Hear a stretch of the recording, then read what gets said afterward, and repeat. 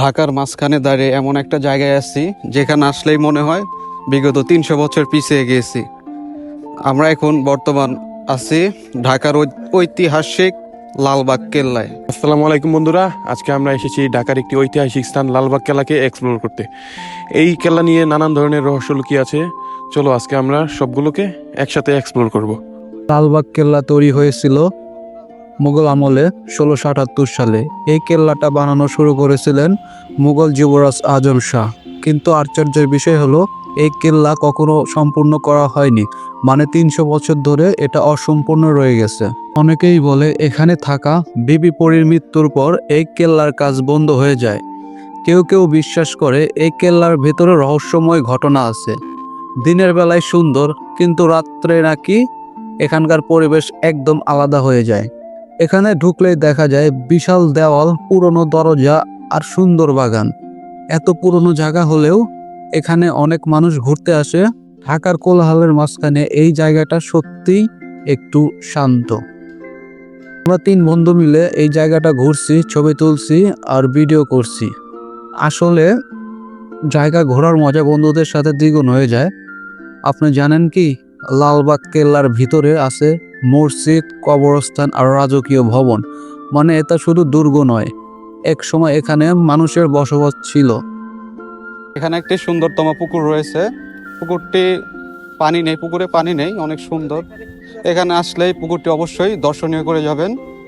পুকুরটা অনেক পুরনো, অনেক গর্ত আর কি। পুকুরটা আসলে অনেক সুন্দর, অনেক বড়। পুকুরের পাশাপাশি এখানে একটা সুন্দরতম ছোটখাটো একটা পাহাড় রয়েছে। পাহাড়টি একদম কম উচ্চতা হলেও মোটামুটি ভালোই দেখতে। এখানে আসলে অবশ্যই দেখতে পারবেন পুকুর এবং পাহাড়। এটা পাহাড় বলাও চলে না।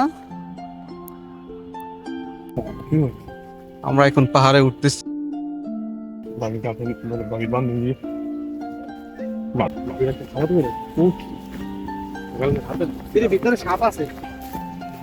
আজকে আমরা এসেছি লালবাগ কেল্লাকে পুরোটা এক্সপ্লোর করতে, কিন্তু এইখানে আসার পরে দেখা যাচ্ছে আমরা ৩ জনে মনে সিঙ্গেল, বাকি সবাই মিঙ্গেল। এক একটা জোড়ায় জোড়ায় আসে। এখন ওগুলো দেখবো না, আমরা দেখবো আজকে লালবাগ কেল্লার কত সুন্দর ফুল লাগানো হয়েছে। এগুলো পরিবেশ আমাদের জন্য খুবই উপযোগী। আর এখানে দেখা যাচ্ছে আমাদের ভাই, পরিশেষ একটা কথা, আমার গার্লফ্রেন্ড নাই। কেউ যদি পারেন মেনশন করেন একটা গার্লফ্রেন্ড নেই। গাইস, আমরা এখানে একটি সমাধি দেখতে পাচ্ছি, যেটা শায়েস্তা খানের বিশ্বস্ত সেনাপতির। তিনি তার উপর ভরসা করে তার রাজ্য পরিচালনা করতেন। এখানে আরেকটি সমাধি দেখা যাচ্ছে শায়েস্তা খানের ছোট কন্যা শামশাদ ভানু। এই কেল্লাতে একটা রহস্য আছে, আদৌ সত্য কিনা আমরা কেউ জানি না। এখানে একটা গুহা আছে, এখানে প্রবেশ করলে বলে কেউ ফিরে আসেনি। এটা কতটুকু সত্য হয়তো আমরা জানি না, তবে মানুষের মুখে প্রচলিত আছে। এমন জায়গা আসলে একটা জিনিস বোঝা যায়, আমাদের ইতিহাস কতটা সমৃদ্ধ। ঢাকায় থেকে অনেকে কখনো এখানে ঘুরতে আসেনি, কিন্তু একবার এলে এই জায়গা ভোলা যায় না। জায়গাটি অনেক সুন্দর, এখানে সবাই চাইলে ঘুরতে আসতে পারেন। ঢাকার মধ্যে সবচেয়ে সুন্দরতম একটি স্থান এবং ঐতিহাসিক পুরনো একটি জায়গা। তো গাইস, আজকের ভিডিওটা আমাদের ছিল এই পর্যন্তই। আমরা পরবর্তীতে চেষ্টা করব আপনাদেরকে আরো একটি ঐতিহাসিক স্থান ঘুরে দেখানোর জন্য। ততক্ষণের জন্য আল্লাহ হাফেজ। আল্লাহ হাফেজ। সাথে থাকবেন, পাশে থাকবেন, লাইক, কমেন্ট, শেয়ার এবং সাবস্ক্রাইব করে যাবেন।